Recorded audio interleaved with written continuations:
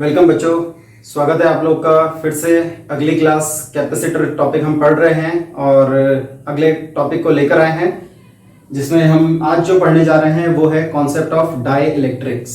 थोड़ी बहुत हम पहले भी कर चुके हैं इसकी और अभी थोड़ा सा इसको और डिटेल में लेकर आने जा रहे हैं। डाई इलेक्ट्रिक्स, डाई जैसा कि आपको पता ही है दो के लिए, इलेक्ट्रिक पोलैरिटी इलेक्ट्रिक चार्जेस को लेकर कहा गया है। तो बेसिकली ये वो इंसुलेटिंग सब्सटेंसेस होते हैं जिनमें दोनों चार्जेस प्रेजेंट हैं लेकिन ये कंडक्ट नहीं कराते, बट फिर भी ये ट्रांसमिट कराते हैं इलेक्ट्रिकल इफेक्ट्स को बिना किसी कंडक्शन प्रोसेस के। ये चार्ज को फ्लो नहीं होने देंगे अपनी बॉडी से, लेकिन फिर भी इनमें इलेक्ट्रिकल इफेक्ट्स ट्रांसमिट कराने की एबिलिटी होती है। कैसे होती है वो अभी हम यहाँ देख लेंगे। और उससे पहले इसके टाइप्स की अगर बात करें तो दो कैटेगरी हमारे पास, एक पोलर और दूसरी नॉन पोलर। जैसा कि नाम से ही पता चल रहा है कि जो नॉन पोलर है उसमें पोलैरिटी एग्जिस्ट नहीं करेगी, जिसका डाइपोल मोमेंट जीरो होगा, और पोलर जिसमें पोलैरिटी एग्जिस्ट करेगी, डाइपोल मोमेंट एग्जिस्ट करेगा। तो बेसिकली अगर बेसिक डिफरेंस देखें तो ये कंपैरेटिव चार्ट है जिसमें हमने कहा है कि पोलर डाइलेक्ट्रिक्स वो डाइलेक्ट्रिक्स हैं जिनके पॉजिटिव और नेगेटिव का जो सेंटर है वो सेपरेटेड होता है।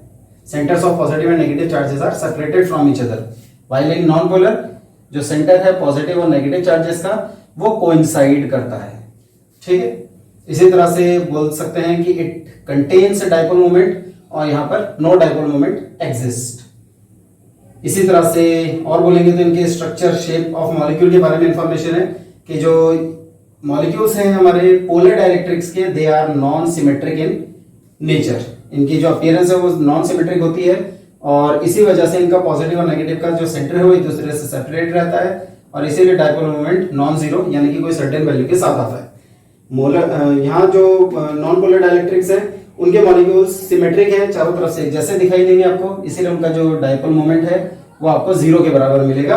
पॉजिटिव नेगेटिव एक दूसरे से सेपरेटेड नहीं होते। एग्जांपल हम पहले भी बात कर चुके हैं हमारे पोलर डाइलेक्ट्रिक्स में, पोलर इंसुलेटर्स में वाटर, HCl, NaCl, NH3 वगैरह ये सारे के सारे हमारे पास बनते हैं। नॉन पोलर की कैटेगरी में ये भी सब इंसुलेटर्स हैं, hydrogen, nitrogen, chlorine, oxygen, CO2, इनमें पोलैरिटी एग्जिस्ट नहीं करती। लेकिन हम नॉन पोलर को पोलर में जरूर कन्वर्ट कर सकते हैं एक प्रोसेस के जरिए जिसका नाम है डाई इलेक्ट्रिक पोलराइजेशन। तो अगर डेफिनेशन की बात करें तो बोलते हैं it is process of converting a non polar dielectric into polar die electric.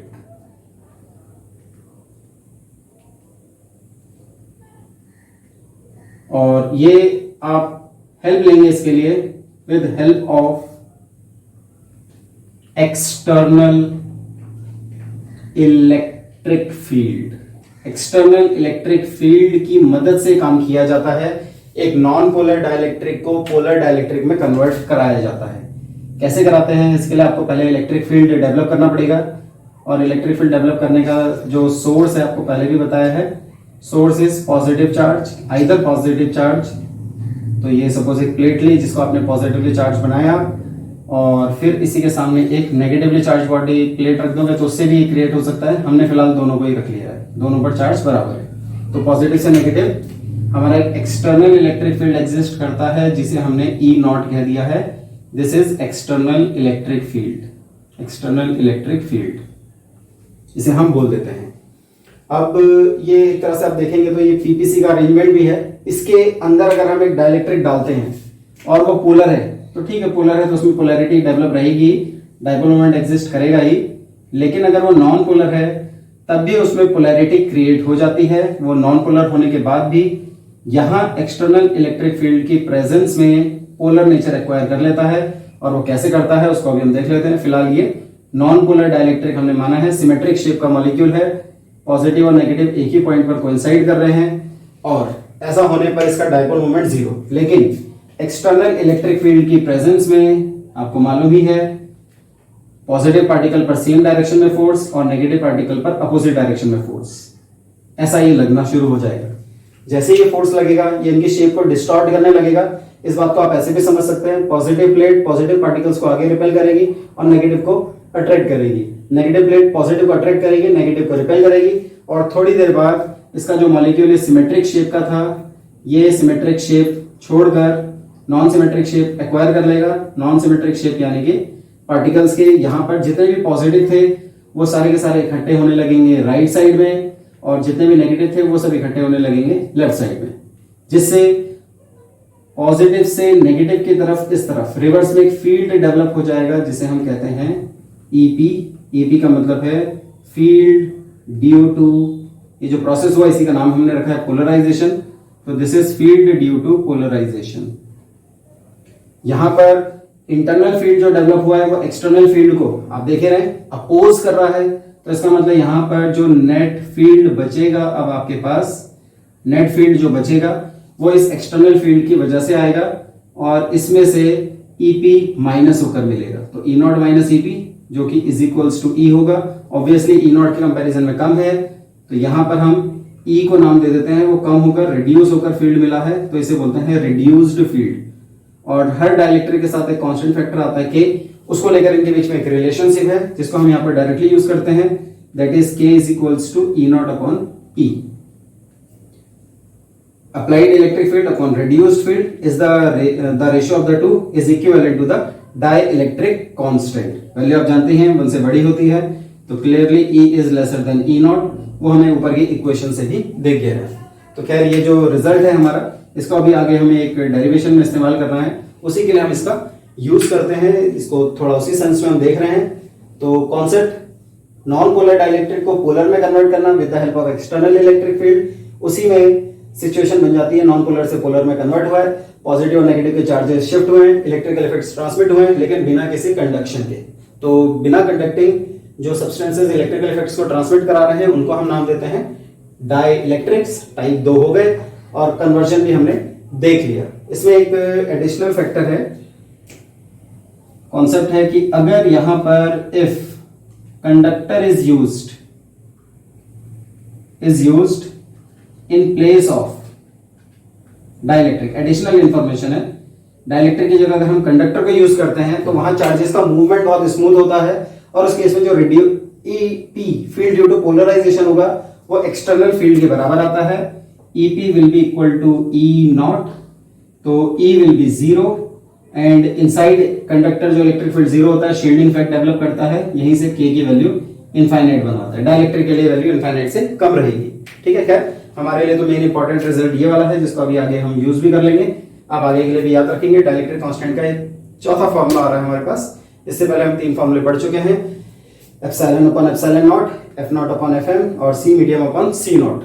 अब हम देखने जा रहे हैं लास्ट केस है, फिलहाल के लिए आप इसको पॉज करके नोट कर लेंगे।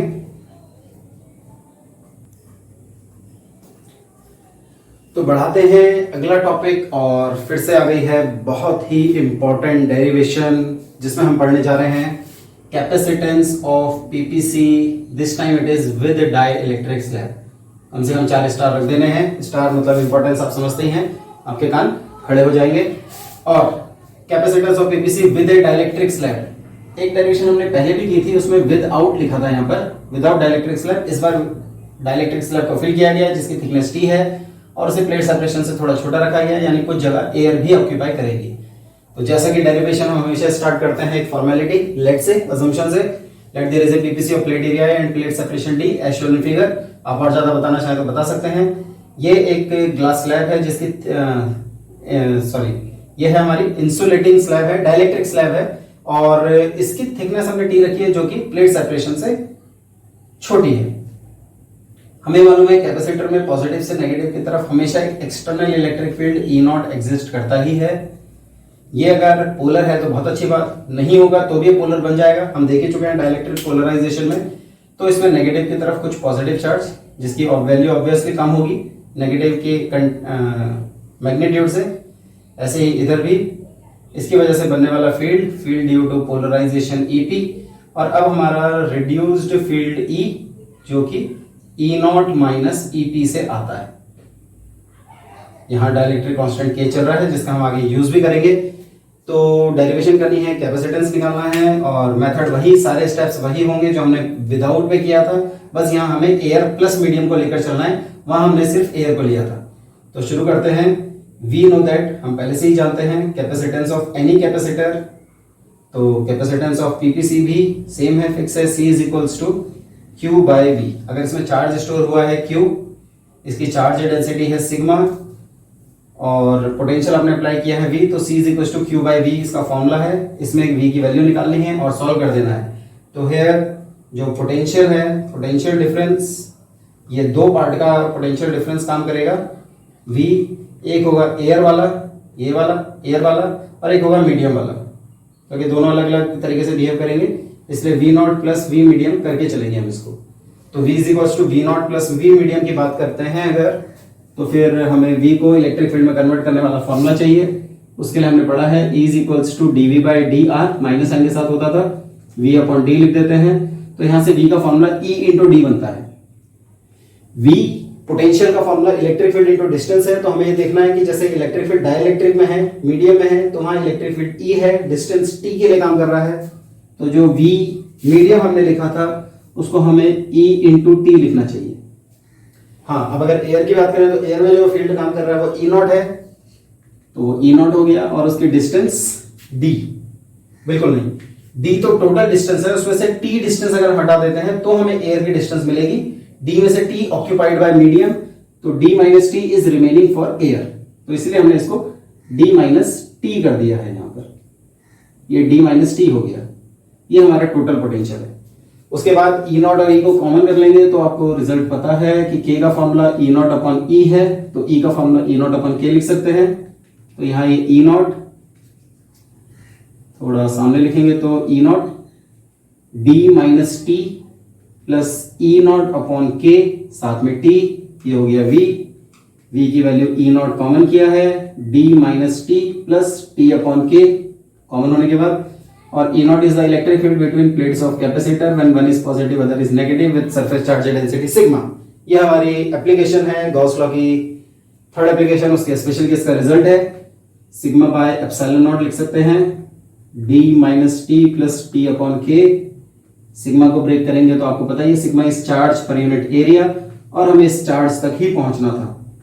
तो जैसे ही हम इस चार्ज तक पहुंचे हैं, remaining expression as it is, इस चार्ज को इस चार्ज वाली इक्वेशन में रखेंगे और पुटिंग इन इक्वेशन 1 से हमें मिल जाएगा, पुटिंग इन इक्वेशन 1 हमें मिल रहा है C is equals to Q upon Q by A epsilon not D minus T plus T upon K। Charge से चार्ज का कट जाना है और एप्सिलॉन नॉट A को ऊपर आ जाना है, और बन गया है epsilon not A upon D minus T plus T upon K।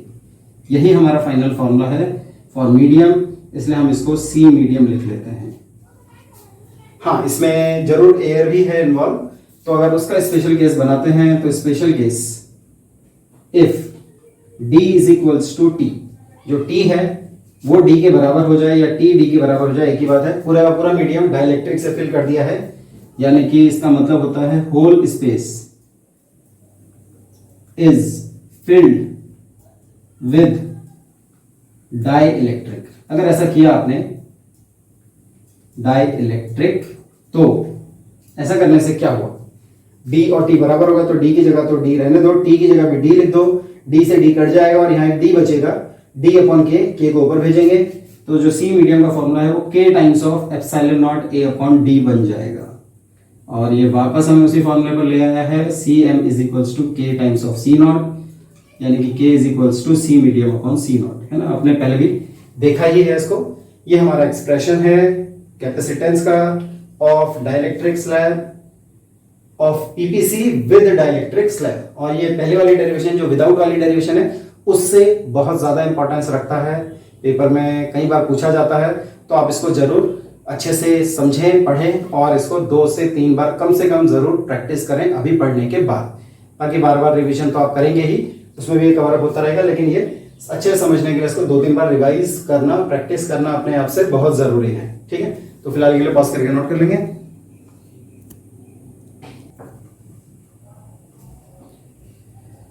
तो यहां तक आते आते अगर देखा जाए तो हमने most of the portion of the capacitance और कैपेसिटर कर लिया है। थोड़ी बहुत चीजें कुछ बची हैं, आगे आने वाली क्लास में ऑब्वियसली वो भी जल्दी ही कवर अप हो जाएंगी, लेकिन अब आपका इलेक्ट्रोस्टैटिक्स का portion most of the part complete हो चुका है। तो यहां से आप इसको बिल्कुल अच्छे से पढ़ना शुरू कर दें, दोबारा से थॉरोली रिवाइज करें और कोशिश करें जितना जल्दी से जल्दी आप इस यूनिट को अपने बोर्ड एग्जाम के लिए तैयार कर सकें। ठीक है, तो थोड़े से बचे हुए टॉपिक्स उनको लेकर आएंगे अगली क्लास में और मिलेंगे आपसे वहीं पर। तब तक के लिए टेक केयर, गुड बाय।